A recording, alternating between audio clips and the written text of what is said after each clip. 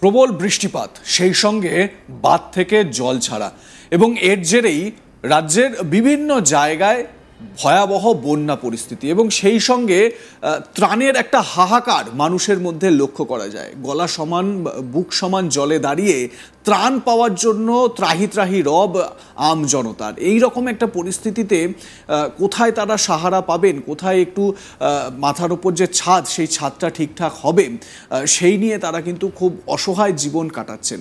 এবং সাধারণ মানুষের এই রকম পরিস্থিতির কথা প্রশাসনের তরফেও কিন্তু জানানো হচ্ছে, প্রশাসনও সব বিষয় জানে, কিন্তু সত্যি কথা বলতে প্রশাসনও নিরুপায় প্রকৃতির এই রকম ভয়ঙ্কর দুর্যোগের সামনে। আমরা কথা বলছি বাংলার নয়, বাংলার বাইরে অন্য আরেকটি রাজ্যে, বাংলার প্রতিবেশী একটি রাজ্য। বাংলার পর এবার ভয়াবহ বন্যা পরিস্থিতির কবলে বিহার। সেখানেও বন্যা পরিস্থিতি তৈরি হয়েছে, ব্যারাজ থেকে প্রচুর পরিমাণে জল ছাড়া হয়েছে। সেই কারণেই এই আশঙ্কা করা হচ্ছে। এর আগে অগস্ট মাসের শেষে তৈরি হয়েছিল বন্যা পরিস্থিতি, প্রবল বৃষ্টি, অন্যদিকে বাঁধ থেকে বিপুল জল ছাড়ার জেরে খুবই খারাপ পরিস্থিতি নীতিশ কুমারের রাজ্যে। শনিবার বাল্মীকিনগর এবং বীরপুর বাঁধ থেকে জল ছাড়ার জেরে কোশি, গণ্ডক এবং গঙ্গা সহ আরও কয়েকটি নদী ফুলে ফেঁপে উঠেছে। এর জেরে রাজ্য জুড়ে বন্যা পরিস্থিতির সতর্কতা জারি করেছে বিহার সরকার। প্রশাসনের তরফে রাজ্যের প্রায় 16 লক্ষ মানুষের ঝুঁকির আশঙ্কা দেখা গিয়েছে। সূত্র মারফত জানা গিয়েছে, ভোর 5টা নাগাদ কোশি নদীর বীরপুর ব্যারেজে প্রায় 6 লক্ষের বেশি কিউসেক জল ছাড়া হয়েছে। 56 বছরের ইতিহাসে যা রেকর্ড, অর্থাৎ রেকর্ড পরিমাণ জল ছাড়া হয়েছে। শেষবার এত পরিমাণ জল ছাড়া হয়েছিল 1968 সালে, 7.5 লক্ষ কিউসেক জল ছাড়া হয়েছিল সেবার। সীমান্তবর্তী জেলাগুলির বেশ কয়েকটি জায়গায় নদীর জল ইতিমধ্যেই বিপদসীমা অতিক্রম করেছে বা বিপদসীমার উপরে বইছে। বিহার প্রশাসনের তরফে জানানো হয়েছে, গত 2-3 দিন ধরে ক্রমাগত বৃষ্টির জেরে রাজ্য জুড়ে গণ্ডক, কোশি, বাগমতী, বোমহানন্দা, গঙ্গা নদীর জলস্তর বৃদ্ধি পাচ্ছে। এক নাগারে বৃষ্টির জেরে সেখানে কমলা সতর্কতা জারি করা হয়েছে। দার্জিলিং, কালিম্পং, সিকিমে যোগাযোগ বিচ্ছিন্ন হয়ে পড়েছে।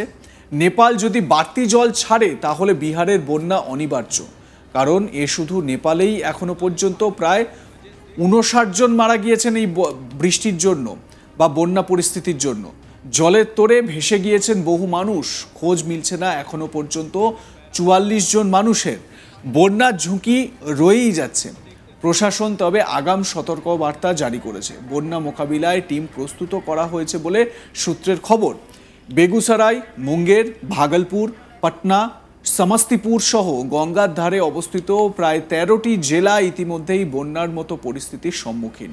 নিচু এলাকায় বসবাসকারী বিপুল সংখ্যক মানুষকে সরিয়ে নিয়ে ত্রাণ দেওয়ার ব্যবস্থা করা হয়েছে। বীরপুর ব্যারেজই নয়, গণ্ডকের বাল্মীকিনগর ব্যারাজ থেকেও শনিবার 5.5 লক্ষ কিউসেক জল ছাড়া হয়েছে। বর্তমানে পরিস্থিতি মোকাবিলায় কোশি ব্যারাজের কাছে যানবাহন চলাচল বন্ধ করে দেওয়া হয়েছে।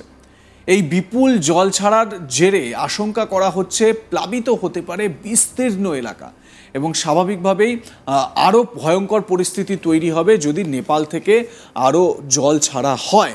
আপনারা জানেন, পশ্চিমবঙ্গের মুখ্যমন্ত্রী মমতা বন্দ্যোপাধ্যায় তিনি একদিন আগেই কিছুটা আশঙ্কার সুরে এবং ক্ষোভের সুরেই বলেছিলেন যে নেপাল থেকে জল ছাড়ার জেরে উত্তরবঙ্গে বন্যা হয় এবং সত্যি কথা বলতে নেপালের এই জল ছাড়ার জেরে বিহার ভেসে যায় এবং যেহেতু বিহার ভাসে এবং তারপর নদী বাঁধ খুলে দিতে হয়, সেই কারণে সেই জলটা আবার স্বাভাবিকভাবে পশ্চিমবঙ্গকেও, বাংলার উত্তরবঙ্গের এই ভাগটিকেও কিন্তু ভাসিয়ে দেয়।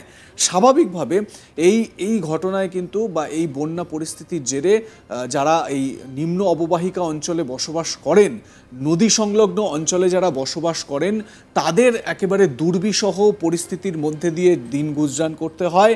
এবং এর সঙ্গে সঙ্গে শুধুমাত্র বন্যা পরিস্থিতি ঘর ছাড়া তো তাই নয়, একই সঙ্গে ত্রাণের সমস্যা। ত্রাণ সঠিকভাবে পাওয়া যায় কি যায় না, কিছু স্বেচ্ছাসেবী সংগঠন তারা খাওয়ানো দাওয়ানোর ব্যবস্থা করে, কিন্তু তা সত্ত্বেও মানুষের দুর্ভোগের অন্ত হয় না এই প্লাবনের জেরে।